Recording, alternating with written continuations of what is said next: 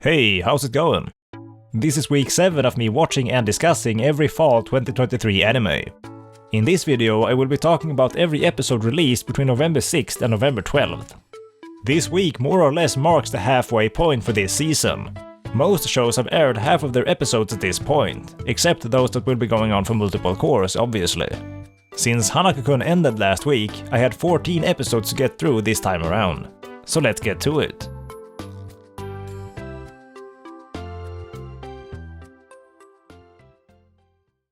Undead Unluck Episode 6. Hang on, did they drive to the US in a damn freight truck? Where was this truck parked? Where even was this secret union base? I have so many questions, but none of them matter. I've mentioned that the ED goes hard in this show, but the opening really does too. Banging guitars in this one. Lon Ranch? That's not in America, silly Fuku. I was a bit bummed that we weren't actually going to central New York. That could have been a cool setting. But what we did get in this episode still kicked a fair bit of ass. The way the camera shows a bunch of close-up shots of the truck's dashboard as this transmission thing plays was hella cool to me. It's a fairly simple thing, but it gives this scene a really striking and unique presence. In general, it's just cool to see such a detailed representation of the inside of this truck. Many of the components look authentic, and I'm sure some proper research was done in order to reach this result. Imagine being a trucker in the US and watching this show. Imagine driving in this exact cabin, assuming it's based off a real one. Main dude blasts a hole in this wall with an RPG and then rams all the zombies running out with the truck. This guy is seriously an inspiration. This is how you do it, people. He then finds a zombie in the crowd that seems to have some degree of free will left, so he marries her on the spot. And Fuku is like, hell yeah, go for it. What a beautiful relationship. This zombie girl looks fucking great in her wedding dress. Main dude is a lucky guy, eh? The other two find some kids who are infected and main dude starts fighting the source of the zombiness. I'm not very fond of the design of this bad guy, he just looks like a goofy wrestler or something. But it's all good. Cool episode. This series continues to be an absolute blast. Kamonohashi no Kindan Suiri Episode 6.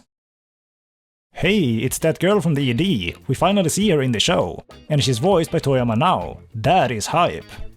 This case was weird in the sense that a viewer would already know much of the crime and who the culprit is, but the show still managed to expand upon this in an interesting way and make the finer details of the crime be surprising and cool.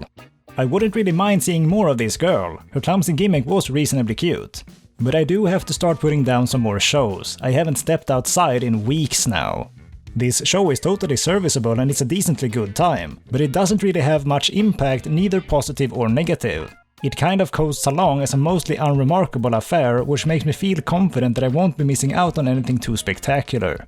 I would easily continue watching this if I had some more time to spare for it, but the time is sadly a rather finite resource these days. If this show had more cute girls in the main cast, however, I would likely be stuck with it until the end, but as it stands, that isn't really the case.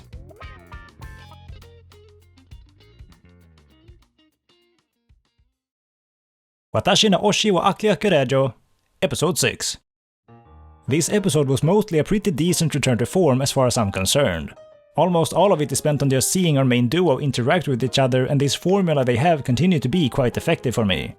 I will say that I'm not always too fond of the circumstances that they find themselves in, and this episode is also one where I feel that the actual scenario isn't all that interesting, but this is in large part counteracted by the strength of these two characters and their dynamic. The charming nature of our two main girls is more or less the only thing that is keeping me interested in this show, however, and it is becoming more difficult to justify that this is actually worth my time. If this series would do more to expand on the original premise, maybe I would feel more compelled to watch more of this. Seeing these characters in different locations and circumstances would go a long way to prevent things from getting so stale. Some form of meaningful development in the relationship could also help accomplish this, but as it stands, this has been a pretty uneven ride, and I don't have a great deal of confidence that the rest of this show won't evolve into less interesting things again, such as the battle with the slime or the duel from the last episode. So I think I will be putting this show down here.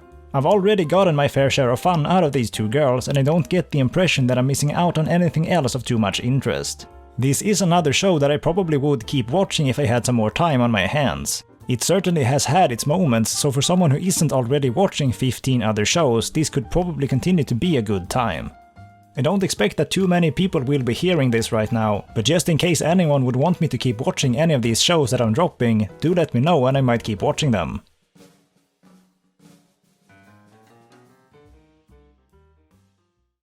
"16-Bit Sensation Another Layer", Episode 6.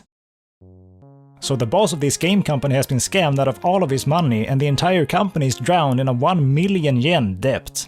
I'm not too hooked on this premise. I would likely be much more engaged to just get to see the crew work towards their goals and make their game. This creates some more dramatic tension and raises the stakes, but it doesn't feel all that natural. This all happened just because this boss dude was unreasonably dumb, but I guess this isn't too uncharacteristic for him. This obviously spurs Konoha on though, having her proclaim that they are going to make a game so good that it is going to earn back all of their debt. And apparently, Konoha is put in charge of what the game is going to be all about. Given her presentation of her ideas in the first episode, I'm not too sure if I have the highest of hopes here, but the most important part is to be passionate about the work you are producing, and Konoha is definitely one of the most passionate characters I've ever gotten to observe. Her chat with Mamoru at the end of this episode, where she was proclaiming that they were going to get through this, was pretty cool, and Koga Aoi is seriously going all in here. She is clearly not content with just making an adequate performance, she is digging deep to pour out some strong emotions here. Also, we get to see Toya again for the first time in this era, and she looks hella good these days. Love the twin tails.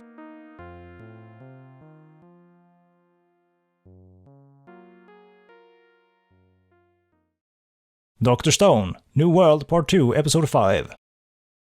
The standoff from the end of the last episode fully plays out here, but I found it to be pretty underwhelming. It's almost like the show just decided to change its mind and postpone the significance of this confrontation until later. This episode then ends on another cliffhanger with not a whole lot really being accomplished in this episode. The science crew end up at a disadvantage as the leader of the bad guys is privy to their collusion with Moss. Kirisame ends up throwing a fake petrification weapon, which prompts Senku to start making a bunch of calculations. This kind of feels like bullshit because almost all of his numbers are just being pulled out of his ass. He just assumes the speed of Kirisame's throw as well as the angle, her height, and the weight of the weapon. Can you really reach an even remotely reliable result when so few variables are actually known? How would he have even the slightest clue of how much the weapon weighs? Anyway, later they go get the village master's statue, but he's busted up into pieces. But Kusuriya starts fixing him up as he's done with plenty of our allies before. But as she is doing this, she eventually proclaims that he cannot be revived because the pieces are degraded. What? Senku and the others had been petrified for 3,700 years, but this dude is a lost cause. Very little emphasis is placed on this line by Kusuriya, so it almost seemed like they just wanted to sweep this matter under the rug and get on with it. I guess they just didn't want to involve this old master guy as a character, but in that case, why not just say that some critical pieces of him are missing? If parts of his skull would simply be lost, I certainly wouldn't question why he couldn't be revived. But now Kusuriya just complains about the discoloration of the pieces and from that deduces that he's screwed. Anyway, Magma then charges the enemy with the gun he stole from the goober and the rest of the team follows after him and then the episode ends. I still really want to see where all of this goes, but it feels like they are starting to really drag this out.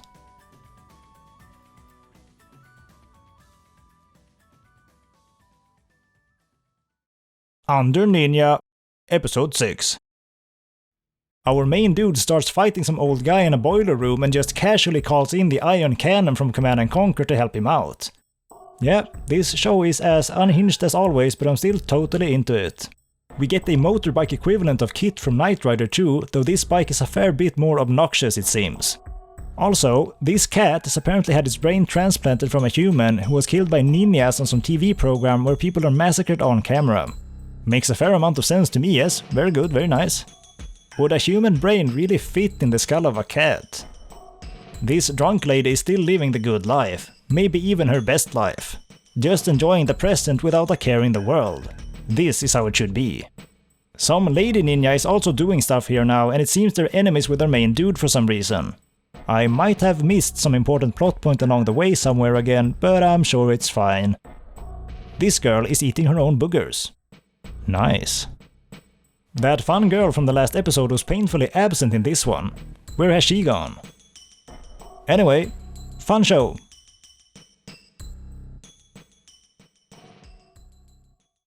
Sousou no Frieren. Episode 10. The last episode raised a great deal of questions for me in regards to how demons as a species work and operate, and this episode went above and beyond to add context to almost all of my queries in a way that felt natural, believable and logical. Demons are flawed creatures just like humans, but their flaws are simply different from ours and when known can be exploited. Human empathy could be considered a flaw to a creature that is not bound by this kind of emotion, and could thus by a demon also be exploited. But in this same way, not all humans are bound by a sense of pride for their strength, so a human could deceive a demon by concealing their potential. The way these two aspects of these species balance each other out is really cool to me. The way this episode flips back and forth between the present and the past was also incredibly effective to me. The way we get to see brief moments of Frieren chatting with Aura as we slowly learn more of Frieren's background created a powerful dramatic build-up that in my opinion had an incredibly gratifying payoff. The notion that Flamme and Frieren are making a mockery of magic by concealing their mana is also an interesting one to me. But the fact that they acknowledge this and yet choose to pursue this path as a means of deceiving demons is compelling. I've personally never cared much for things like honor and pride in situations where a life might be threatened. The ultimate goal of living should be to stay alive.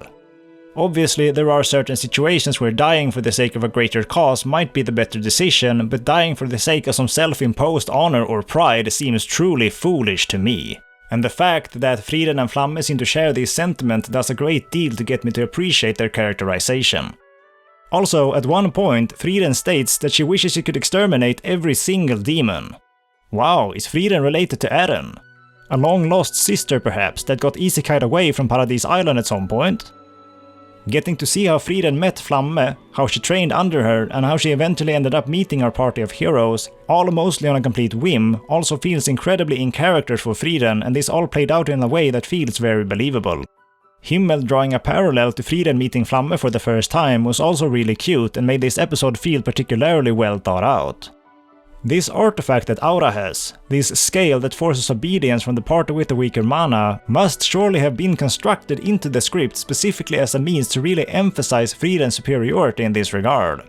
In a lesser show, I would likely look at this as something silly and needlessly roundabout, as a cheap way to communicate to the viewer just how strong the main character is. But in the case of this show, this actually functions as an absurdly striking way to handle this confrontation. Instead of having a generic shonen battle with lasers flying about and characters yelling, Frieren simply deceives her enemy and orders her to take her own life when she later gets the control, all while Frieren just apathetically walks away.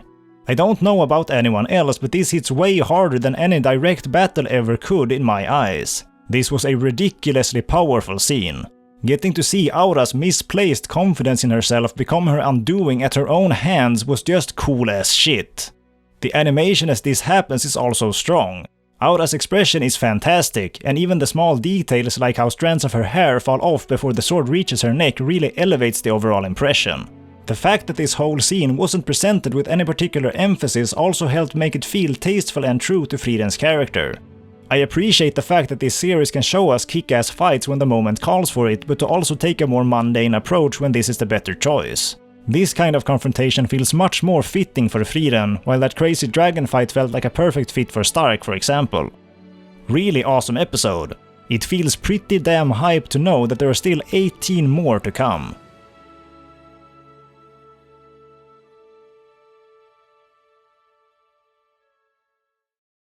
Keikensumi no kimi to Keikensero no ore ga otsukai suru hanashi, or Kimizero, episode 6. Damn, the preview for the last episode kinda fooled me, but it also kind of didn't. It led me to believe that our darling boy Ryuto here was going to bang this Runa imitation, but he totally doesn't. He actually acts like a normal human being. Good on you, show. But later, some major drama happens because some random convenient creep happened to sneak a photo of main guy comforting Kurose, and people start taking this as an indication that he is cheating for some fucking reason. This feels super forced and stupid, and apparently main guy didn't get a reply from Runa for 2 weeks because she had broken her phone. Eh? These conveniences sure are something. If you didn't have any major problems with this situation, why didn't you try to make an effort to work through this problem, Runa? This is all such a fucking nothing burger, nobody did anything wrong, nothing happened. What is this drama, man? If you really wanted the drama, you should have had someone actually do something dramatic. I'm glad you didn't, but this is a weird half measure where the dude did the right thing, but for dumbass reasons shit still hits the fan. Everyone just instantly condemns main guy as being a piece of shit without giving him the slightest chance to explain anything. Sure does make a great deal of sense, yeah, this is definitely how relationships work. Just assume things without giving them any chance to defend themselves. Very good, yes? And why is Kurose so damn obsessed with banging main guy? I don't get it. If she's in love, surely she would want something else. Whatever, I can sort of buy into the idea that her head is messed up enough from all of this to not know what to do with herself, but whatever. Runa and main guy work things out even if there wasn't any damn problem in the first place. Ryuto didn't owe it to Runa or anyone else to say anything about Kurose being his old love interest, so I don't get it. Things do seem to be going back to normal, but this episode sure was messy. But hey, looks like things might be groovy again in the next one.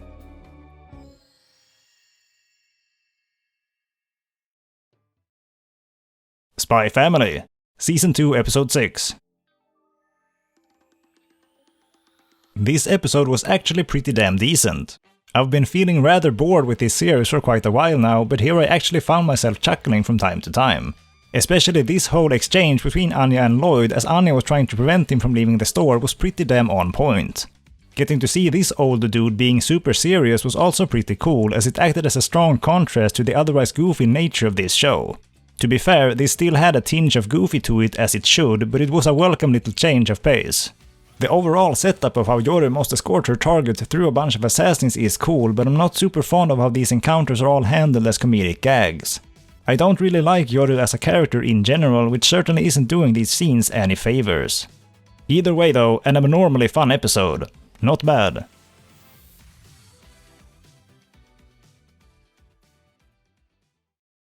Kusuriya no Hitorigoto, Dai 6 wa. Early into this episode, some of these blue ladies make fun of these pink ladies' appearance, calling them ugly or unfashionable and such. Even going so far as to straight up make an example of Mao Mao as someone who is particularly ugly. Alright, these blue girls need to visit an eye doctor, I believe. Or look in a mirror. Seeing this flashback of Mao Mao bullying this fucking goofball was pretty damn hype. A bit later we get to learn a bit more about these other concubine girls and apparently one of them became a concubine at age 9? Man, what the fuck? What is going on over there, ancient China? What are you doing? Anyway, moving swiftly along, Mao Mao later gets super turned on and excited because the food she was taste testing actually did contain poison. Good for you, girl, I'm happy for you. This whole scene was actually pretty cool, I'd say. The animation and the overall visual direction is still kicking ass, and the tempo and build-up as this scene was playing out was quite effective. The long dramatic pause before Mao Mao declares that the food is indeed poison was handled tastefully, and it produced a great result. Also, the way Mao Mao is completely obsessed with poisons is really just absurdly charming. This purple-haired man shows up again and actually acts like a reasonable dude for once. He's not just going around being flamboyant and vapid, he's actually got some proper presence. How about that? Good episode, but that bit about the 9-year-old concubine made me all kinds of spooked.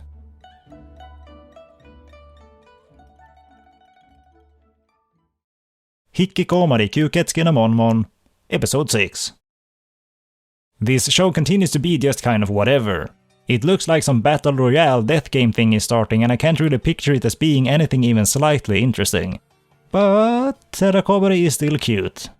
Cute anime girls is like a drug to me. I've never smoked or had any similar addictions, but I'm assuming this is about the same. There's a scene in this episode where Terakomari runs off to Sakuna because she's embarrassed about a novel she had written and didn't want Sakuna to realize it was written by her. But apparently Sakuna is a bit of a weirdo and has Terakomari merch plastered all over her room. It almost looks like my room. Anyway, Terakomari stops fretting about being embarrassed at the sight of this, as she realizes that Sakuna has just as much to be embarrassed about. I'm probably reading too far into this, but this seemed to me like a decent representation of how it really doesn't matter that you're doing something slightly embarrassing. Writing novels isn't even that fucking weird, even though I can certainly understand how it could feel unpleasant to have something so personal be scrutinized. The episode then ends with Sakuna being blackmailed by some terrorists or something. This show is still not a very good time, but yeah, I'll stick around either way.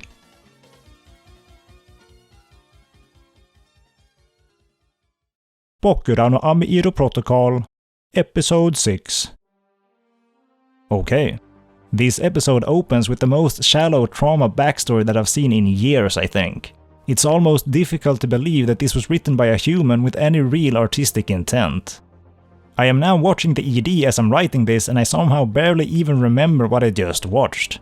The middle portion of this episode just kind of went right past me. It was just this vapid wave of nothingness.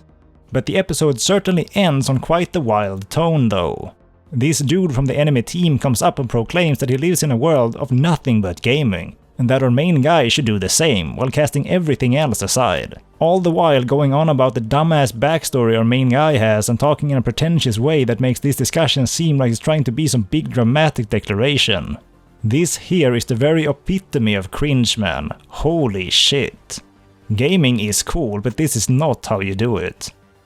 Garbage episode, but I still can't let go. Shangri-La Frontier, Episode 7. More than half of this episode is dedicated to main guy fighting a bunch of enemies in a boss rush scenario. I'm not really sure what the narrative function of this would be. I don't get the impression that this is really developing upon anything at all. Did the author just really want to have some more flashy fighting? Is that it? Much of this is also glossed over, with the main guy just narrating his experiences over a slideshow of the enemies. I don't know about anyone else, but this certainly isn't very engaging or interesting to me. Again, a lot of this could be more compelling to me if I would feel a better understanding for the rules of this world. Almost all explanations of mechanics or enemy behavior feel incredibly shallow and inauthentic in the context of an MMO. It feels pointless for me to pay any attention to what is said, because the show can and will at any point make up new rules to suit whatever scene they would want to present at any given time. We also get a bunch of scenes of the main girl being all flustered about the main guy, and some backstory to how this affection came to be. This was all fine enough, a serviceable bit of context. But anyway, I just keep getting annoyed at the fact that this show doesn't actually seem to know how an MMO works.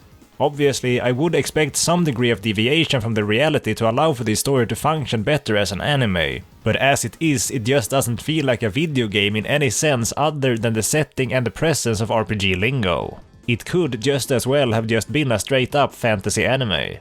Imagine if you're a huge fan of football. Football is your big passion in life, and you love seeing shows that depict this sport in a detailed and passionate manner. Imagine then that a show that is supposedly about football actually doesn't even understand the rules of the sport and consistently depicts it in an inaccurate manner. This football-loving viewer would likely feel quite annoyed, and that's pretty much me here. Since we're 7 episodes in at this point, I probably would at least finish the show if it would have only been the typical 13 episode length. But according to my anime list, it's going to be 25 episodes, and there's no way I'm sticking with this for that long, so I will be taking my leave here. I still think it has some strengths. The animation and the overall visual design sense is solid, but the characters are boring, the dialogues are mediocre at best and awful at worst, and the rules of this world seem to be incredibly loose and poorly thought out. MF Ghost, Episode 7. The race continues to progress, and we get some more cool Eurobeat songs to go with it. I hope these tracks will be released on their own at some point. I imagine they would be on the soundtrack unless they get released as separate singles. Either way, I want the songs. Apparently, one racer is not participating because he's too busy being with some girl. He's apparently very fond of specifically 17-year-olds. That's kind of weird, bro. How old are you? She is, however, absurdly cute, so There's a lot of scenery of these beautiful old Japanese houses. I guess this is in the outskirts of some city or some such. I'm extremely fond of the design and general feel of this type of neighborhood. Imagine living in one of these buildings. There's plenty more exciting moments in the race too, but it still feels like things are progressing very slowly. A summary of this episode could likely be written with just a handful of sentences, as there aren't many impactful story beats to consider. The distance between one meaningful event to the next seems to often be quite wide. This isn't necessarily a major concern, however, as this series does a good job of making this journey be entertaining. But I do feel a certain longing to see some significant development be made. To see where Kanata will place and how his performance in this race will affect his future prospects.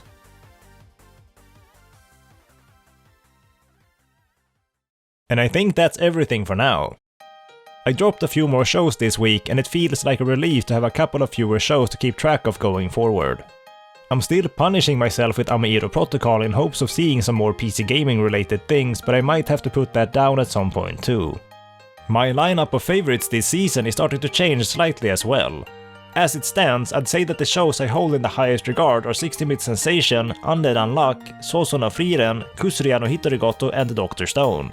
I used to include MF Ghost on this list, but I feel that my engagement with that series has lessened slightly in the past few episodes. Kimizero and Hikikomari are still as uneven as ever, but my dedication to cute anime girls has no bounds. Thanks for watching my stuff, I hope you have a cool day, and see you next week perhaps.